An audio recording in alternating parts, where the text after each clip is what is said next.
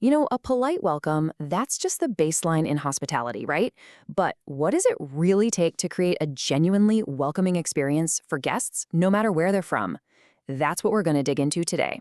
We're talking about the framework for true service excellence.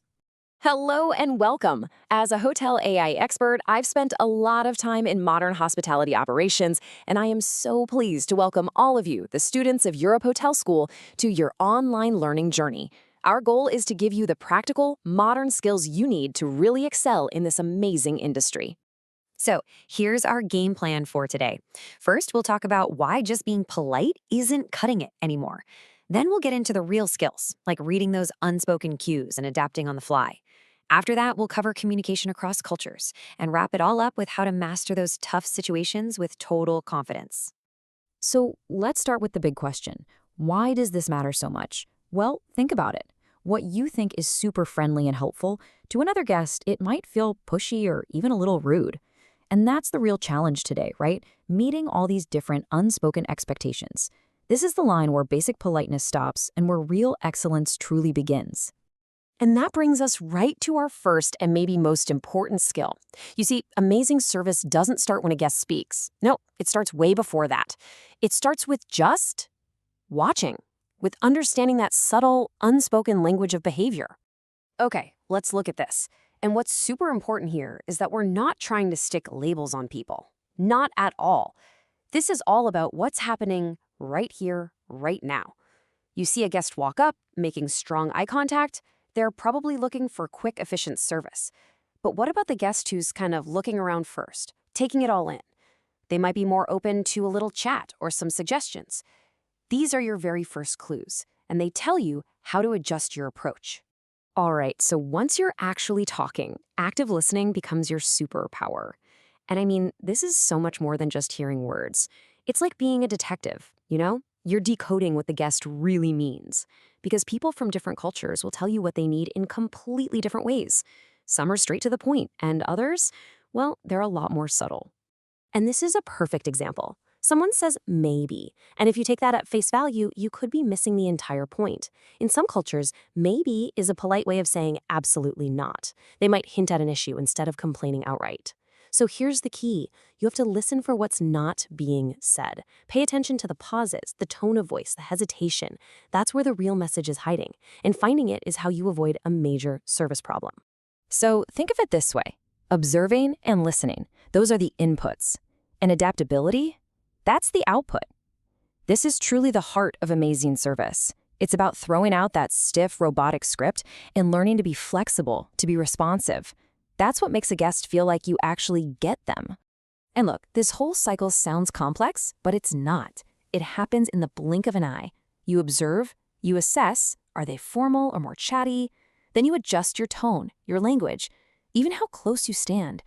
And the final step is crucial. You confirm. Watch their body language. Are they relaxing a bit, leaning in? It's this tiny, constant feedback loop that makes your service feel so personal, so intuitive. Okay, so we've got observing and adapting down. Now, let's talk about the actual tools in your toolbox. Communication. The words you pick, the way you stand, these things can either build a bridge or, well, create a whole lot of confusion. The number one goal is always clarity. Using simple, clear language makes sure your message lands exactly the way you want it to. And this doesn't mean you have to sound like a robot. You can still be warm and friendly. It just means picking words that everyone can understand, no matter where they're from. And on the flip side, things like slang or idioms can be a total minefield. Imagine saying, "I'll be with you in a sec," to someone who isn't a native speaker. That might not mean anything. Or telling a guest, "We're slammed right now." That could just make them feel stressed out. If you stick to clear language, you just avoid all these problems from the start. And of course, it's not just what you say, it's what you do. Your body language speaks volumes. A nice relaxed smile, that's pretty much universal. It's a great starting point. But after that, it's all about finding a balance. Waving your arms around might be a bit much for a guest from a more reserved culture, but standing too still might seem cold to someone who's more expressive. So the trick is to start with a nice, open, attentive posture and then just subtly match the guest's energy. Now, what happens when you're dealing with a group? This is a whole other level of skill. In many cultures, it's not about one person making a decision, it's a group thing.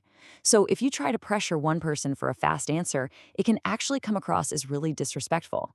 You've got to give them the space to discuss it together. And especially with families, it's so important to show respect to everyone, especially the elders. Seriously, patience is your best friend in these situations. All right, we've talked a lot about the skills, the what to do. But now we're going to get into what separates the all-stars from everyone else. This is about your mindset, the how you are. It's about those internal qualities you bring to the table, especially when things get tricky. Let's talk about patience. And I don't just mean waiting around. Patience is an active skill. Think about a guest who's struggling with the language or just seems a little nervous. If you're calm, you create this safe space for them to communicate. If you rush them, a wall goes up instantly. But if you slow down, give them a moment, that builds incredible trust. And trust me, people never forget how you made them feel when they were vulnerable. Underneath all of these techniques is one simple foundation: genuine curiosity and respect. But let me be super clear about what this means. It does not mean you should start quizzing guests about their culture. That can feel really awkward and intrusive. What it does mean is being open, being observant, and being ready to learn from every single person you meet. It's about treating every guest as a unique individual. And look, misunderstandings are gonna happen. It's just part of the job. The real test is how you handle them. It's so easy to get defensive, right? But don't. Just take a deep breath, clarify what's going on, adjust how you're handling it, and make that guest's comfort your #1 priority.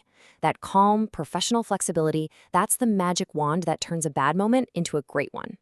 So that brings us to the end. And I want to leave you with a question to think about. After all this, how are you going to change your next interaction? How are you going to turn it from just another transaction into a real, memorable human connection?